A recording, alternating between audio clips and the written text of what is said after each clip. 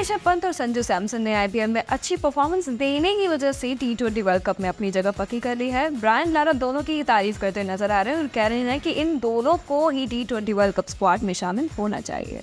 चलिए तो एक काम करते हैं, फटाफट ऋषभ पंत का टी20 करियर भी देखेंगे आगे, लेकिन पहले मैं आपको बता देता हूं कि उनकी जो लास्ट आईपीएल की इनिंग्स रही है उसमें उन्होंने कितने रन बनाए हैं। पंजाब की बात करी जाए 13 बॉल में 18 रन, राजस्थान की बात करी जाए 26 बॉल में 28 रन और इसके बाद जो है वो रन में नजर आए थे। चेन्नई के खिलाफ दिल्ली ने जीत हासिल करी थी, 32 बॉल में 51 रन बनाए थे।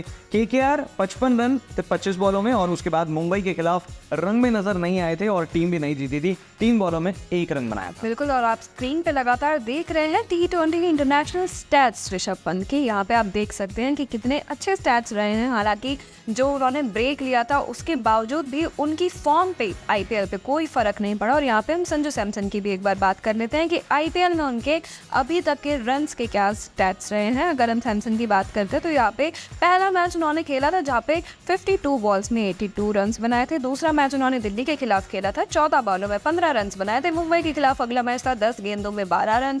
और अभी जो हाल ही में उन्होंने मैच खेला है वो बेंगलुरु के खिलाफ खेला है, 42 बॉल्स में 69 रन चढ़े हैं। और सबसे बड़ी बात यह है कि संजू सैमसन जो है वो अपनी कप्तानी में राजस्थान रॉयल्स को फिलहाल टॉप पर ले आए। आगे राजस्थान कितना सफ़र, कैसे सफ़र तय करेगी ये देखने वाली बात होगी। और जहां तक इंडियन प्रीमियर लीग की बात है तो इसके आंकड़े भी देख लेते हैं। 156 मैच उन्होंने जो है वो खेले हैं, 4066 रन बनाए हैं, 119 का जो बेस्ट है वो रहा है। और खास तौर पर अगर हम देखें स्ट्राइक रेट जो 137 के आसपास का है, तो मुझे लग रहा है कि टी20 वर्ल्ड कप में अगर इतना स्ट्राइक रेट लेकर भी संजू चलते हैं तो बहुत अच्छा रहेगा। और सिक्सेस की जहाँ तक बात है तो 190 छक्के वो लगा चुके हैं। बिल्कुल, और यहाँ पर भी आप लगातार स्क्रीन पर देख रहे हैं टी20 इंटरनेशनल स्टैट्स उनके, और ये भी उतने ही सक्सेसफुल हैं जितने ऋषभ पंत की तरह, और काफ़ी अंडररेटेड प्लेयर है मेरी नज़र में। यहाँ पर और भी ऑप्शंस हैं जो टी20 वर्ल्ड कप ने लोग उन पे नज़र रखे हुए हैं। यहाँ पे जितेश शर्मा की बात हो जो फिलहाल पंजाब किंग्स के लिए खेल रहे हैं। हालांकि ईशान किशन मुंबई इंडियंस में अच्छे खेलते हुए नजर आ रहे हैं, लेकिन जो उनको रूल्ड आउट कर दिया गया था उसकी वजह से शायद उन्हें कंसिडर भी ना किया जाए टी20 स्क्वाड में।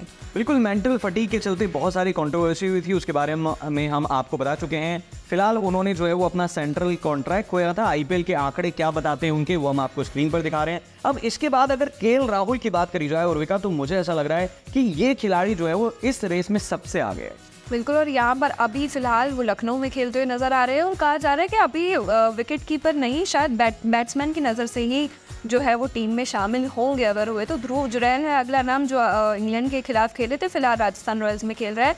यहाँ पर ये भी बहुत सारे ऐसे नाम हैं जो काफ़ी अंडररेटेड रह चुके हैं, लेकिन अब जो है उनकी बारी है कि वो शाइन करते हुए नज़र आ सकते हैं। सबसे बड़ा सवाल अभी के लिए ये खड़ा होता है कि जब नाम सामने ऋषभ पंत का भी है, संजू सैमसन का भी है, तो ये दोनों ही विकेट कीपर है, तो दोनों तो दो कीपर एक टीम में नहीं हो सकते, तो किसके चांसेस ज़्यादा हैं टीम में शामिल होने के।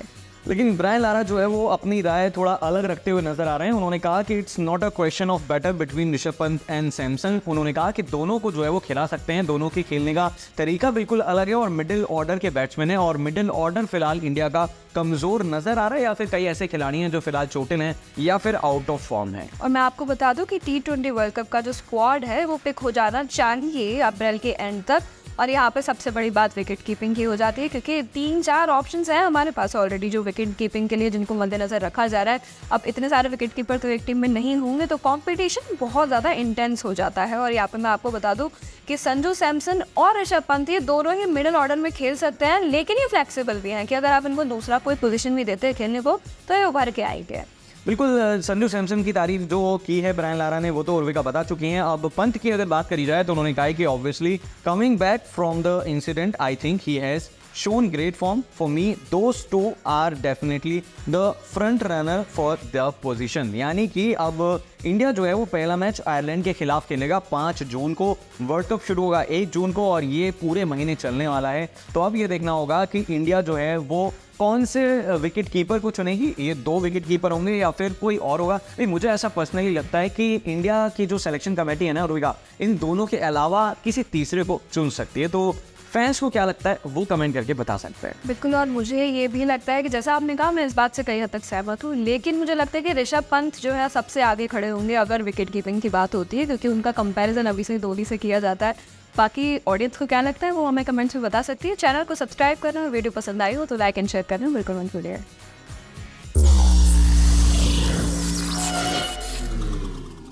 है।